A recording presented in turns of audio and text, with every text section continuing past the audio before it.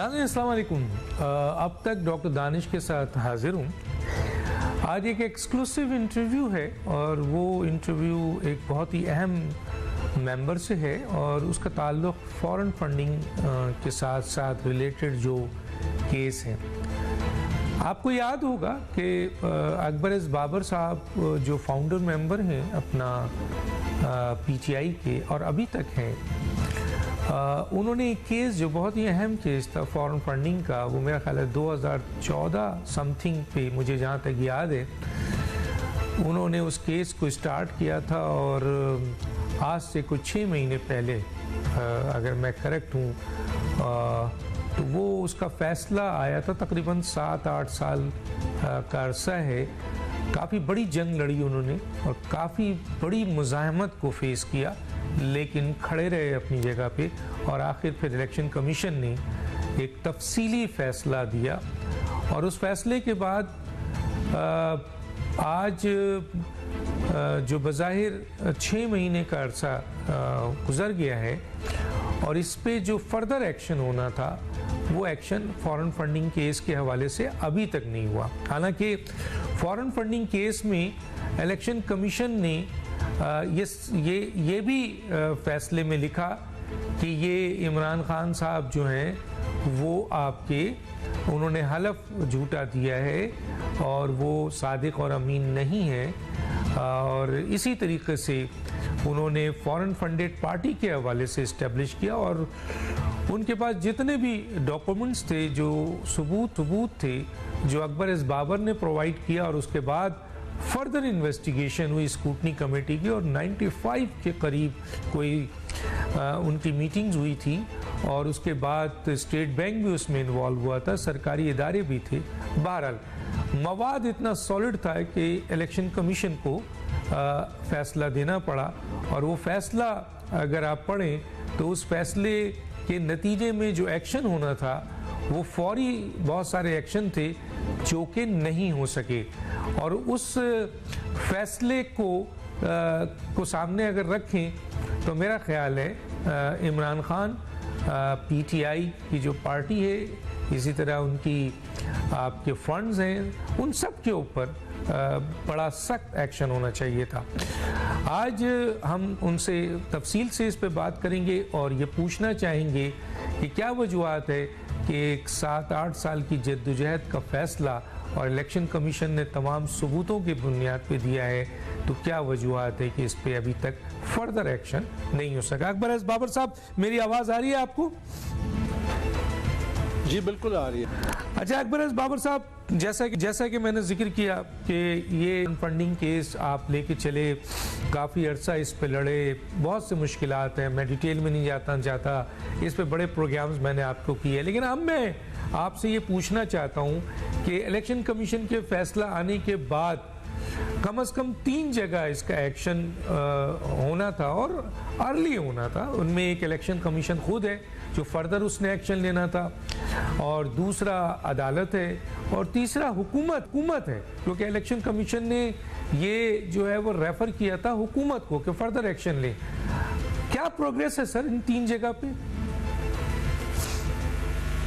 बिस्मिल्लाहिर्रहमानिर्रहीम। बहुत बहुत शुक्रिया डॉक्टर साहब, आपने दोबारा अपने प्रोग्राम में मदऊ किया और मैं हमेशा आपका शुक्रगुजार रहूँगा, क्योंकि ये जो फॉरेन फंडिंग केस है इसमें कई दोस्तों ने अपना हिस्सा डाला, जिसमें से एक आप ही थे कि गाए बगाए आपने इस केस को ज़िंदा रखा, इसकी जो तफसीलात हैं वो आवाम तक पहुंचाने की कोशिश की अपने ट्विटर के ज़रिए और जिस ज़रिए से प्रोग्राम्स आप करते थे, तो आपका बहुत बहुत शुक्रिया। आपने सही कहा कि इलेक्शन कमीशन में ये एक 14 नवंबर 2014 को केस किया था मैंने और जो बहुत सारे मराइल गुजरे, जिस तरह आपने कहा कि उसकी तफसील में जाने की अब ज़रूरत नहीं है कि 200 के करीब पेशियाँ हुई अगर स्क्रूटनी कमेटी और इलेक्शन कमीशन में ला लें। और ये जो कमेटी थी इसका मैंडेट 1 महीने का था, इनको तकरीबन 4 साल लग गए, तो बहुत बुरी तरह से ये केस मैनेज किया गया और बहुत अनफॉर्चुनेट है क्योंकि जिस बुरी तरह से इसको मैनेज किया गया उसका नुकसान आज कौम भुगत रही है। آج قوم اس انتشار کی سیاست کو انگریزی میں کہتے ہیں it could have been nipped in the bud، یعنی جب یہ شر پھل پھولنے لگا تھا آپ اسی وقت اس کو قابو کر سکتے تھے، دبا سکتے تھے قانونی طریقے سے۔ تمام پلیٹ فارمز بھی تھے، ایویڈنس بھی تھا، اسٹیٹ بینک سے ریکارڈ جو ہے جولائی 2018 میں آ گیا۔ تو بڑا ہمارا المیہ ہے کہ ہم لوگ، ہمارے ادارے جو ہیں وہ اہم ترین معاملات میں متحرک نہیں ہوتے اور مسلطوں کا شکار ہوتے ہیں اور پریشرز کا شکار ہوتے ہیں۔ اب یہ ایک نیشنل انٹرسٹ کا تھا۔ آپ حیران ہوں گے ڈاکٹر صاحب کہ یہ سن کے کہ جب اس کو مینیج کیا جاتا تھا، میں زیادہ تفصیل میں نہیں جاتا کیونکہ ابھی انصار عباسی صاحب نے ایک سٹوری دی تھی جس میں انہوں نے کہا تھا کہ اس کیس کو کس طرح ڈیلے کیا گیا اس وقت کے جو کرتے دھرتے تھے، جو آج شاید ریٹائر ہو چکے ہیں۔ تو میں نے اسی حوالے سے زیادہ میں تفصیل میں نہیں جاؤں گا کہ مجھے جب کہا جاتا تھا کہ یہ کیس کو آپ روک لیں، اس کو فریز کر لیں، تو میں تو خیر ان کو سمجھانے کی کوشش کرتا تھا۔ میں کہتا دس از the greatest disservice you can do to this country، نہیں یہ غداری ہے اس ملک سے، کیونکہ وہ آگے سے دلیل آپ اندازہ لگائیے یہ آتی تھی کہ یہ قومی انٹرسٹ میں، نیشنل انٹرسٹ میں یعنی نیشنل انٹرسٹ میں یہ ہے کہ ایک سیاسی جماعت جس کی غیر قانونی فنڈنگ ہو رہی ہے، جس کا لیڈر اس غیر قانونی فنڈنگ میں ملوث ہے اور بڑے پیمانے پہ ہو رہی ہے، وہ ایک ایسی سمت اختیار کی ہوئی ہے جس سے قوم کو نقصان ہو رہا ہے اور وہ کہہ رہے ہیں کہ یہ چیز سامنے نہ آئے۔ یعنی اسٹیٹ بینک کا ریکارڈ مجھ سے 4 سال چھپایا گیا، جنوری 2022 میں جا کے ہمیں دیا گیا۔ تو یہ ایک بہت بڑا المیہ ہے، سانحہ ہے ہمارے ملک کا، جس کا نتیجہ آج نکل رہا ہے، آج ہم بھگت رہے ہیں۔ اور مجھے بڑے دکھ سے کہنا پڑتا ہے کہ آج بھی ہم اس تباہی کے کنارے پہنچ چکے ہیں، لیکن شاید وہ ہمارے اندر وہ سینس آف ارجنسی، مثلا میں آپ کو یہ بتاؤں کہ جب الیکشن کمیشن نے فائنلی، اور میں سلام پیش کرتا ہوں موجودہ الیکشن کمیشن کو کہ ان پہ جس طرح کے پریشر عائد کیے گئے، جس طرح ان کو دبانے کی کوشش کی گئی، جس طرح ان کی ذات پہ اٹیک کیے گئے چیف الیکشن کمشنر کے، اور عمران خان نے کھل کے دھمکیاں دی، آج بھی شاید ان کے خلاف مظاہرہ کر رہے ہیں، تو انہوں نے اپنی ایک قانونی آئینی اختیار استعمال کیا جو appointment of care taker chief minister کا تھا۔ تو اس کے باوجود موجودہ الیکشن کمیشن نے ایک بہت بریو فیصلہ کیا بیسڈ آن ایویڈنس اگست 2 2022 کو، یعنی تمام وہ چیزیں ڈاکیومنٹ ہو گئیں کہ کتنے بڑے پیمانے پہ غیر قانونی کام ہوا، کتنے بڑے پیمانے پہ جھوٹ بولا گیا ہے اداروں سے، کتنے بڑے پیمانے پہ انڈر رپورٹنگ کی گئی ہے، کتنے بڑے پیمانے پہ اکاؤنٹس کو چھپایا گیا ہے، کتنے بڑے پیمانے پہ غیر ملکیوں سے پیسہ لیا گیا، غیر ملکی کمپنیوں سے پیسہ لیا گیا، یہ تمام چیزیں ڈاکیومنٹ ہو گئی۔ تو بہت دلیرانہ فیصلہ تھا۔ میں سمجھتا ہوں کہ یہ ایک تاریخی فیصلہ تھا کیونکہ الیکشن کمیشن نے شاید اس سے پہلے اتنا بولڈ، اتنا بڑا فیصلہ نہ دیا ہو ایک پولیٹیکل پارٹی کے، جو کہ بہت سارے صوبوں میں اقتدار میں بھی تھی، اس وقت بھی تھی، حالانکہ فیڈرل گورنمنٹ میں تو نہیں رہی تھی۔ تو یہ بڑا، اور یہی وہ ٹرانزیشن تھا۔ اس کیس کا مقصد ہی یہی تھا کہ تمام سیاسی جماعتیں پھر قانون کے نیچے آئیں۔ پہلے اپنے گھر سے شروع کروں گا، پی ٹی آئی سے۔ وہ کیوں؟ وہ اس لیے کہ سیاسی جماعتیں نرسری ہوتی ہیں لیڈرشپ کی، اور جب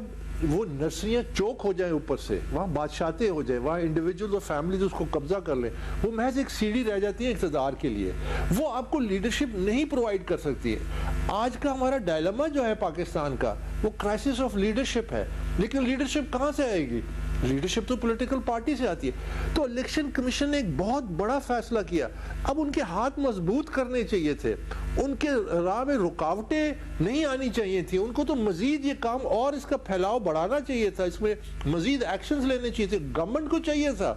کہ آپ وہ 70 پیج پڑھیں تو اس میں تو کرمنالٹی آفٹر کرمنالٹی آفٹر کرمنالٹی۔ انہوں نے ایک کام کیا، انہوں نے کیبنٹ نے فیصلہ کیا کہ ایف آئی اے کو یہ کے ذریعے تحقیقات شروع کروائی، جو ایک پورشن ہے اس کا، جو بینکنگ لاز وغیرہ کو جو انہوں نے کنسیل کیے اکاؤنٹس کو، اور پھر جھوٹ بولا الیکشن کمیشن سے کہ ہمارے یہ اکاؤنٹ نہیں ہے، جبکہ اس کو خود آپریٹ کرتے تھے۔ تو بہت ساری اس کے وہ پہلو ایف آئی اے میں، اور اس ایف آئی اے کی تحقیقات کے نتیجے میں کیا کچھ نہیں نکلا۔ لیکن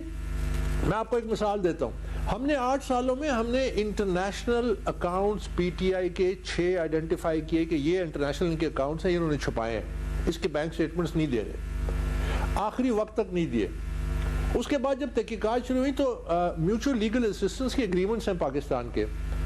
ابھی تک اس حوالے سے مجھے کوئی فیڈ بیک نہیں ہے کہ کیا کارروائی کی گئی. آپ نے صرف کیونکہ یہ منی لانڈرنگ کی کیٹیگری میں بھی آتے ہیں تو بہت سارے ایسے ملک ہیں